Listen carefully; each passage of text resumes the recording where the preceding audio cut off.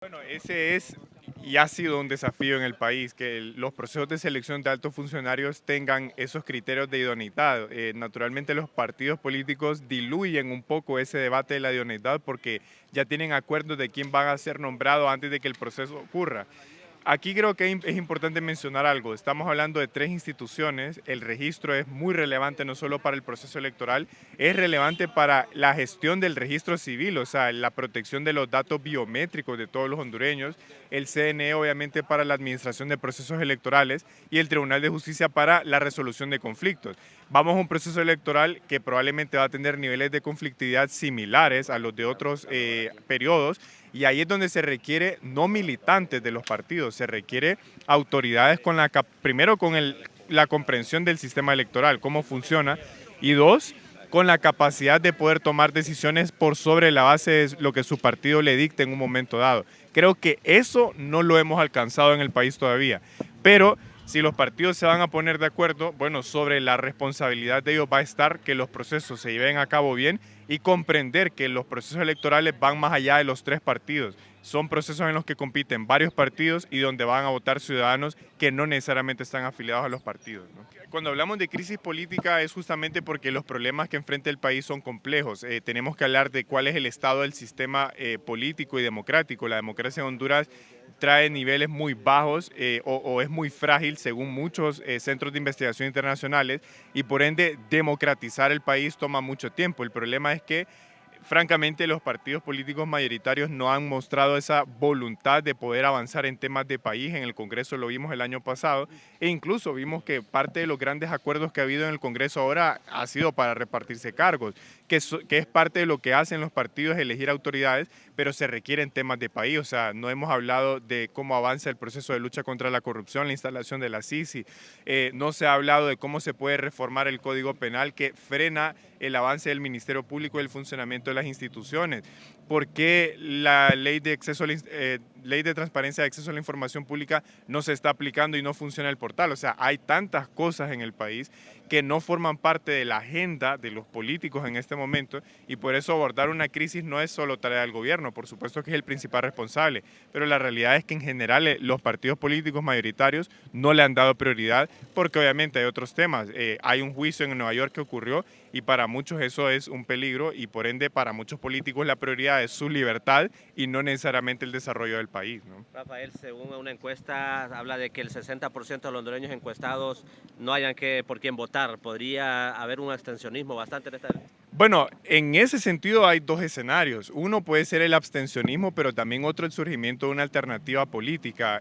Obviamente, para hacer comparaciones hay que tener en cuenta los matices. Por ejemplo, mucha gente habla del caso Bukele, pero también en El Salvador vimos el caso de Bernardo Arévalo, a través del movimiento Semilla, una alternativa que no se avisoraba antes de que empezara el proceso electoral.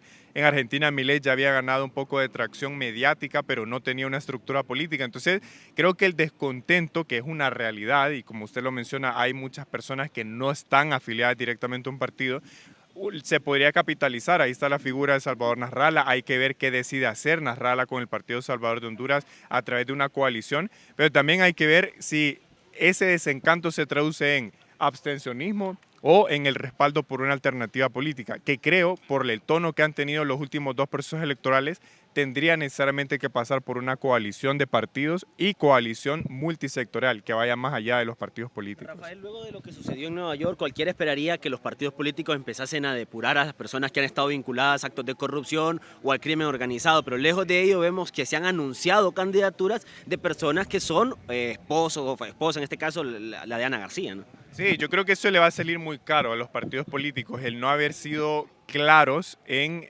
denunciar estas estructuras que han estado vinculadas al narcotráfico y la criminalidad organizada. Ese discurso de ser un poco complacientes, de que todos tienen derecho a participar, eso le va a salir caro porque al final el ciudadano, justamente por esa desafección que tiene con la política, lo que quiere son alternativas, y si no alternativas, por lo menos un discurso más coherente de los partidos políticos. Y la realidad es que no lo ha habido, y eso tiene muchas razones. Una es que hay políticos que pueden estar involucrados en estas estructuras y que siguen vigentes en política. Mientras el Ministerio Público no haga su trabajo con todos los partidos, y mientras los propios partidos políticos, sus autoridades, sus mecanismos de gobierno, etcétera, no tomen un discurso más coherente y decisiones concretas, estas personas van a seguir vinculadas a los partidos y van a seguir votando en el Congreso, tomando decisiones en el Ejecutivo y hasta poniendo magistrados en la Corte, porque eso ha ocurrido en el pasado. Entonces, yo sí creo que eso le va a salir caro a los partidos, pero ahí es donde está la oportunidad para que haya relevos generacionales en política, que surjan otras alternativas, que se pueda ampliar el abanico, y creo que ahí es donde los ciudadanos pueden tanto competir como respaldar caras nuevas, porque lo han dicho centros de investigación internacionales, que para que se democratice la región se requieren relevos en política, ¿no? Ahora, el Partido Nacional ha sido el más afectado por este juicio del expresidente Hernández. En ese sentido, si no hay una depuración, ¿podría desaparecer, cree usted, el Partido Nacional? Bueno, no creo que desaparezca, pero sí va a asumir un costo grande, ¿no? Porque, y aquí hay que ver un poco los partidos mayoritarios como estructuras políticas. Recordemos que tanto el Partido Liberal como el Partido Nacional son estructuras centenarias. Libre, si bien es un partido un poco más de 10 años, pero su liderazgo viene de un partido centenario. Entonces, al final son estructuras que permanecen aún con los golpes políticos que reciben, ¿verdad? El costo de la corrupción, etcétera. Pero sí es verdad que aún cuando son estructuras se van desgastando cada vez más.